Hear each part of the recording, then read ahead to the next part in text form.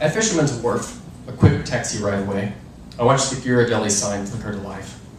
My companions are a tall blonde, Rachel, and a pint-sized brunette, Lexi, from Tel Aviv. Neither is a great beauty, but they have the attraction of youth, as they should, since I met them at the youth hostel.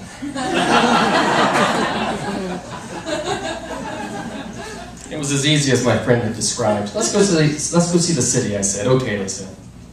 Exactly what I came here for, and yet the whole exchange put acid in my stomach. I should have chosen a simpler alibi, that my plumbing was out, rather than posing as a tourist. But I wanted that feeling of dislocation, and here it is, the San Francisco postcards.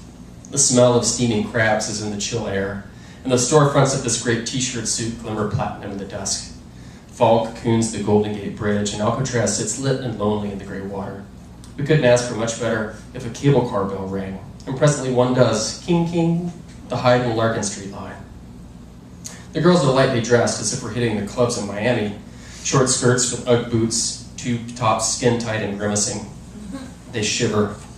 The blonde, Rachel, the more handsome but less cute of the two, reddens and speckles from the gusting cold. What of you, I say? It's their first time in San Francisco. It's awesome, Rachel says. I can't believe this is fucking California, Lexi says, rubbing her arms. She's round and powdered and young, but she has the deep, raspy voice of an emphysema patient. So where's the party around here? Can't we just look at the scenery for 3 seconds, Rachel says. This is our last city. Lexi cast a meaningful look my way. I recognize that she wants rid of me. I must beam gloominess. And you want to do the same thing in this city you do in every city, her friend says. It's worked so far, right? Lexi barks. We've had fun, right? Rachel shakes her head, looking disgusted. I'm surprised you're traveling all by yourself, Lexi says. All by yourself. I test the words with my tongue, like an extracted tooth. There are pleasures with solitude, I say.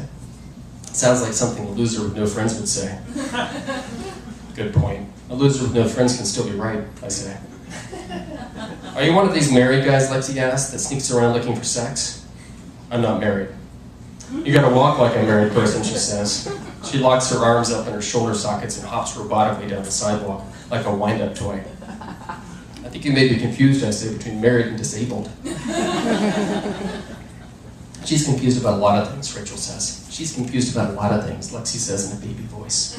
A baby with black lung, screwing up her mouth. The wind picks up, blowing mist from the crab stands, steaming our faces. I remind myself that I'm supposed to be having fun. This is supposed to be a lark, an exaltation of liberty. My boss, Henry Liberno, often insists there's no empirical difference between seeming and being. It's the concept, operationalism, that our project is based on, but it's also solid wisdom for tonight. If I can make things seem fun, then maybe they'll be fun. How does a single person walk, I ask. The girls ignore me.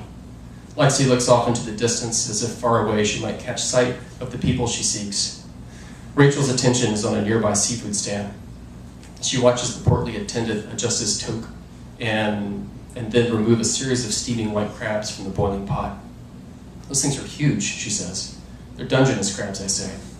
She has a willowy dancer's figure and wears no makeup, but her clubbing clothes don't flatter her. They fit awkwardly, like a disguise. You want to try one? Rachel's kosher, Lexi says. She gives me a nasty grin. You shouldn't push me tonight, Rachel says, hugging her elbows. I'm cold and I'm about ready to go back. Mark Twain once said, I began. It is fucking cold, Lexi says, serious now. You want to change? Yeah, probably, Rachel says. This would not be the first time an evening slipped away from me. I'm not one of those men blessed with pure desires, who to the game of life brings the virtue of single-mindedness. But I think of Fred and a rally. I invite the girls under the awning of the closest t-shirt shop, old-time sourdough souvenirs, and offer to buy them matching sweatshirts with funny names. This will keep them warm and out. I'm trying to not like a choir, Rachel says, apologetic. Simplify, simplify.